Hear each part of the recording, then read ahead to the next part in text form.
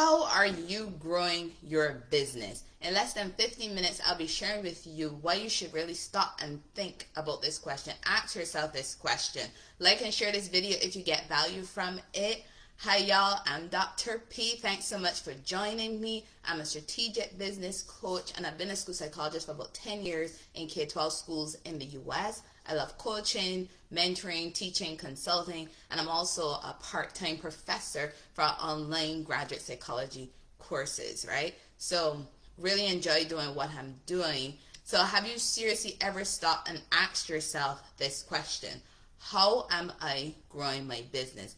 If not, like I said, I really think that you should stop and ask yourself this question, because once you know the how, it is going to change so many things in your business, and you're going to see the positives and the growth in it, and reduce that frustration that you're probably experiencing right now because you don't feel as though your business is going anywhere. Because, like, for instance, I know as a school psychologist, it was great that I was able to help identify a student's weakness or to help a school figure out what intervention or program they needed to have. But that was just one part of it, because at the end of it all, I still needed to figure out how that was going to be implemented. How was that intervention going to be implemented? You know, and the how seems really small, but it's really big, because a part of that how, several parts of that how really, look at what resources were needed, what materials were needed, what technology was needed, you know, what personnel was needed, did we need to give staff trainings, and not to mention the cost factor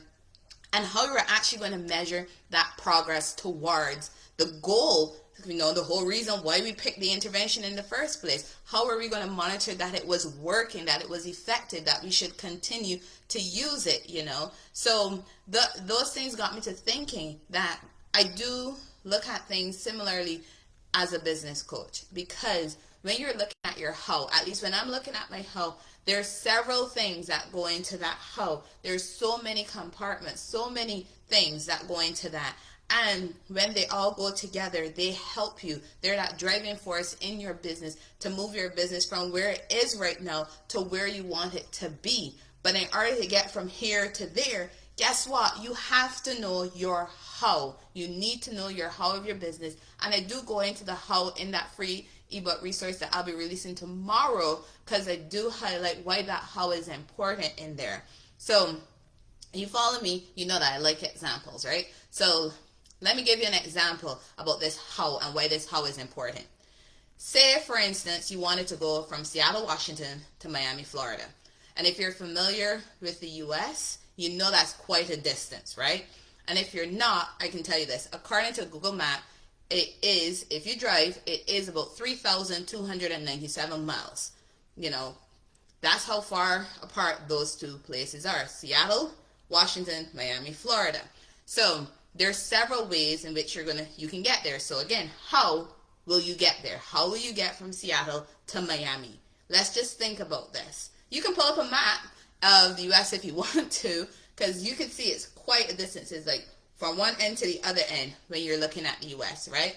So they're really far apart. So you really have to know how you're going to get there. So you got to start thinking about the mode of transportation you're going to use. Think about it. According to Google Maps, if you drive from Seattle, Washington to Miami, Florida, it can take you anywhere from 48 to 50 hours to get there, right? But hold on. Before you start calculating in your head, there are a couple things that you need to also consider, right? Because 48 to 50 hours is of non-stop driving. So if you've ever driven for long distances, you know when you pull it up in Google Maps or Waze or whatever one you use, it tells you, okay, you're going from A to B. Oh, that's 3 hours, that's 4 hours, that's 9 hours. But truly, when you do take that drive, that 3-hour drive turns into a 5-hour drive, or sometimes even 6 hours, because it depends on the weather, it depends on traffic, it depends on how many stops you made for the bathroom, how many stops you made to go get something to eat. Then you have to overnight, especially when you're going from Seattle, Washington to Miami, Florida. So you have to think about the overnight and that cost associated with that overnight, right? Are you overnighting in hotels, in inns, in motels? How many times are you going to be overnighting? So along your journey. Then I mentioned you got to stop for gas too, and stopping to buy more snacks as well. So you have all of these things that you have to factor in when you are driving. So yeah, it says 48 to 50 hours, but realistically, it could even take you 60, might even take you 70 or 75 hours. So again, you have to look at that how. So if you're looking at the how and you're saying you're going to drive, you got to factor in all of those parts. So there's another way that you can get from Seattle, Washington to Miami, Florida, and that is by bus, public transportation. So because of Seattle and Miami, how they're structured, it could be a combination of buses and, railway, taking the train. So you got that combination. So Google Maps says that when you take that combination, it can take you 3 days, 11 hours. Notice, 3 days, 11 hours. The car, non-stop driving in a car was 48 to 50, but realistically, it could be more like 65, 70 hours, right? But now, if you're going by public transportation, that could take you anywhere. That could take you 3 days and 11 hours. So in my mind, that's pretty much like saying 4 days, right? But when you're taking public transportation, you're not driving though, right? So you're like, hey, I'm not driving. Not too bad. I can just sit back and relax and let somebody else drive, and you don't have to stop for the overnight, so you don't have to worry about spending money in the hotels, the inns and motels or whatever. You just sit there on the bus for 3 days, 11 hours. So for 4 days, you sit there. You're not stopping to get gas or anything because you're just taking public transportation. You're either on the bus or you're on the train. Point is, you don't have to stop and put gas in, right? So it could be something a little cheaper for some of you. When you're looking at your time, your energy, and the effort of getting there, that could be something a little cheaper for some of you. But then for some of you, you might not like driving. You might not like taking the bus and train option. So there's another way you can get there, by plane. So we're looking at all the different hows of transportation of getting from Seattle to Miami. So when you're looking at that how, using this example of taking a flight, that flight can take you 5 hours and 35 minutes to get there, according to Google Maps, right? Come on, 5 hours versus 4 days of, sitting on a bus, or even 72 hours of driving. 5 hours ain't so bad, right? So which one would you pick? Would you drive? Would you take the bus? Or would you take a plane? Because taking a plane sounds so much better, right? But here again, we're talking about all the things that goes into a how. So how are you getting to the airport?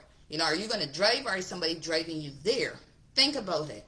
And if you're driving there, are you putting your car in airport parking? Are you going to be paying for airport parking? So how much money is that every day? Is that $50, $100? How much is that every single day? And if you are not driving, somebody else is driving you. Is it a friend? Are you taking taxi, Uber, Lyft? How are you getting there? So again, cost factor is coming into play. Again, you do have that cost factor.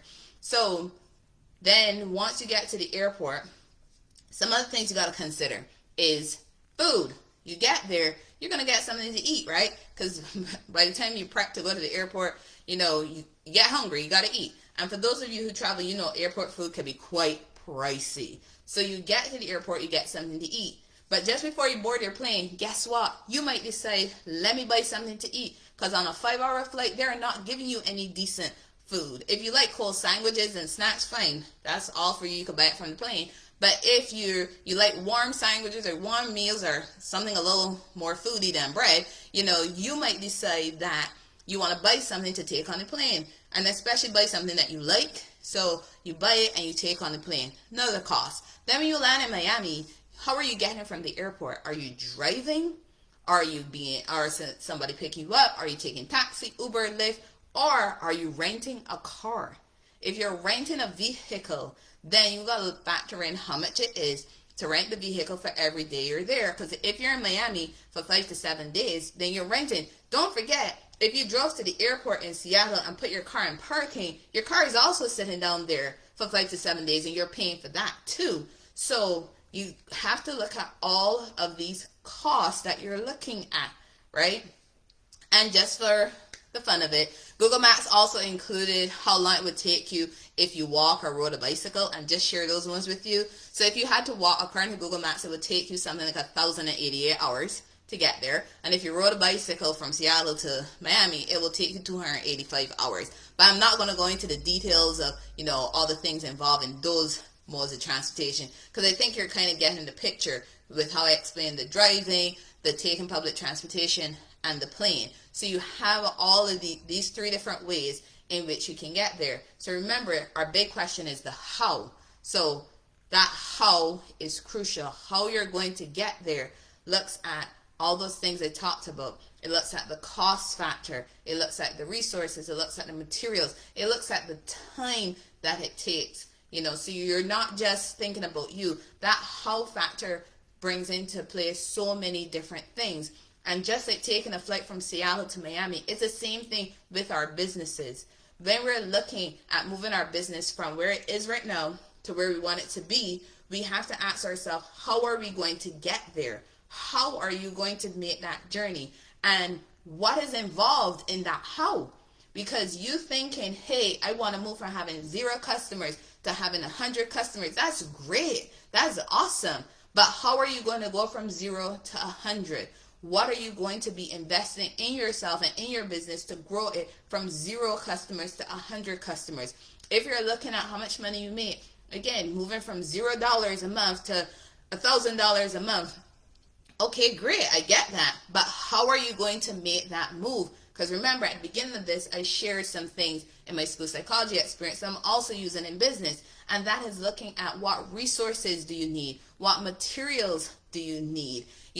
What trainings do you need? What skills do you need? So you have to be looking at these things, because those things go into the how of your business. If you want to actually move your business forward, the how of your business is the action part of your business.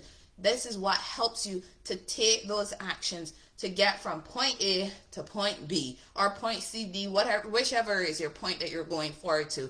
The thing is, you're looking at why you started your business, where you are, and where you want to be. So that brings into your to play your vision as well and the mission for your business. So you want to know about your how. You have to sit and ask yourself, how do I want to grow my business? And if you've been following all week, I did talk about the who of your business and the what of your business. So the who of your business and the what of your business also go in with the how of your business. Because understanding your who and understanding your what will help you with the how.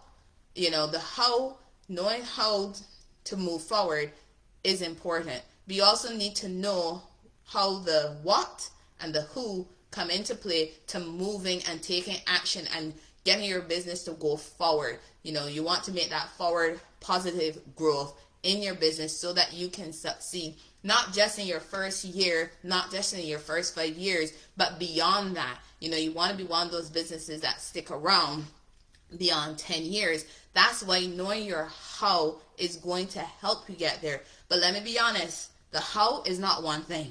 It ain't one thing. There's several things in that how. You have to sit and ask yourself, how am I growing my business? How will I grow my business? Look at current and look at your future.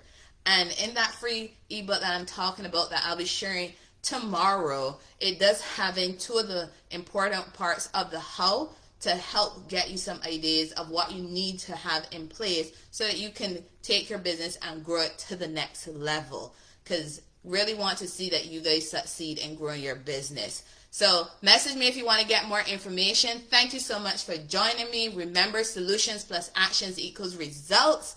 Bye, y'all.